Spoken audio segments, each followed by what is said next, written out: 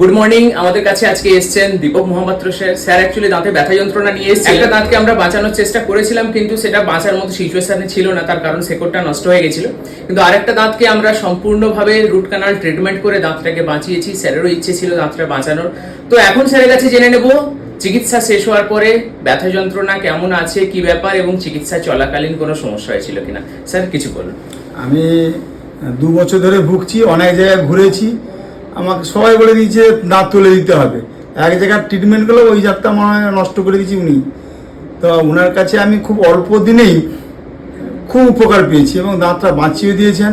এবং আমি খুব আমি ব্যথা বা এমন কিছু এত সুন্দর ট্রিটমেন্ট পেয়েছি আমি কোথাও পাইনি। আমি এর আগে 6টা ডাক্তারের বাবুর কাছে ঘুরেছি, সবাই বলেছেন দাঁত তুলে দিতে হবে, কিন্তু ওনার কাছে এসেই আমি উপকার। আর আগে যদি আসতে পারতাম তাহলে এই সমস্যাটা হতো না, ওই দাঁতটা আমার তুলে দিতে হতো না। ওকে ওকে স্যারকে যাই হোক আমরা সার্ভিস দিতে পেরে আমরা নিজেদেরকে খুব ভাগ্যবান মনে করছি। যাই হোক আপনাদেরকেও বলবো দাঁত তুলে দেওয়ার দিন চলে গেছে।